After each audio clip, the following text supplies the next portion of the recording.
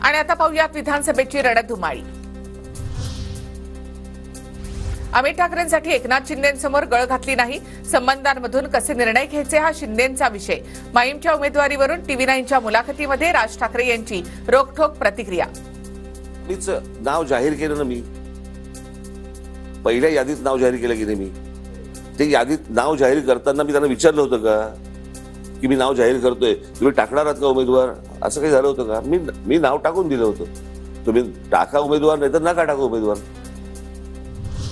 आधी आणि नंतरच्या 2.5 वर्ष मुख्यमंत्री पदावरून जाहीर सभेतही मोदी अमित शहा कधी बोललेच नाहीत। सुरुवातीला भाजपचाच मुख्यमंत्री होणार होता, या उद्धव ठाकरेंच्या वक्तव्यावरून राज ठाकरे यांचा सवाल। व्यासपीठावर तुम्ही बसलेले असताना नरेंद्र मोदींनी सांगितलं आमचे पुढचे मुख्यमंत्री देवेंद्र फडणवीस असतील। अमित शहाच्या सभेमध्ये तुम्ही बसलेले असताना अमित शहा म्हणाले होते आमचे पुढचे मुख्यमंत्री देवेंद्र फडणवीस असतील, तुम्ही आक्षेप का नाही घेतलात?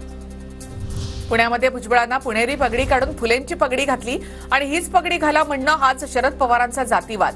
एक तरी उदाहरण द्या म्हणणाऱ्या पवारांना राज ठाकरे यांचं TV9च्या मुलाखतीमधून उत्तर।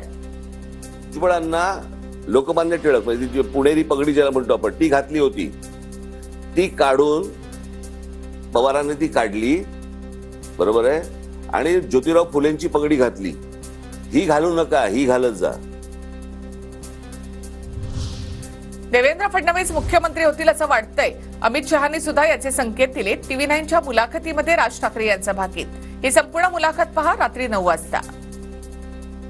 ती गोष्ट बोललो आणि मला असं वाटतंय, माझं असं भाकीत आहे की देवेंद्र फडणवीस मुख्यमंत्री होतील।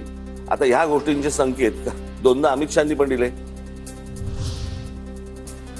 कोणी काही म्हणू द्या, राज्याचा पुढचा मुख्यमंत्री उद्धव ठाकरेच असणार। मी गृहमंत्री होणं कोणाला परवडणार नाही, संजय राऊतांचं वक्तव्य। राज्याचं नेतृत्व लोकांनी सुधारलंय, या राज्याचा पुढला मुख्यमंत्री उद्धव ठाकरेच असणार। कोणी काही म्हणू द्या। संजय राऊत म्हणजे उबाठा गटाचा प्रेम चोप्रा, त्यांच्या बोलण्याला काही अर्थ नसतो, काड्या करणं हाच त्याचा धंदा। शिरसाट यांची राऊतांवर टीका। कॉलर उडवल्याने किंवा मफलर फिरवल्याने नेता बनत नसतं, त्यासाठी लायकी असावी लागते आणि संजय राऊतची ती लायकी नाहीये, म्हणून आता त्याला लोक खलनायकाच्या भूमिकेत पाहतात।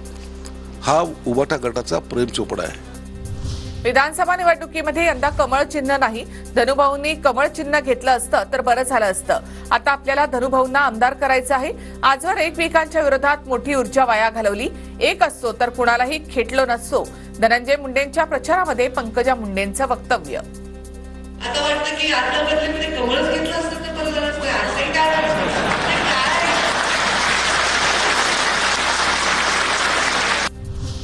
माझ्या विजयामध्ये पंकजाचा सिंहाचा वाटा असेल, धनंजय मुंडेंचं वक्तव्य। राष्ट्रवादी महायुतीमध्ये आली, त्याचा राग किती जणांना आला हे कालच्या सभेमध्ये दिसलं। धनंजय मुंडेंचा शरद पवारांना अप्रत्यक्ष टीका। अनेक संघर्ष जीवनामधले आपल्या आयुष्यात माझ्या पिढी बसवले, त्यातून जय पराजय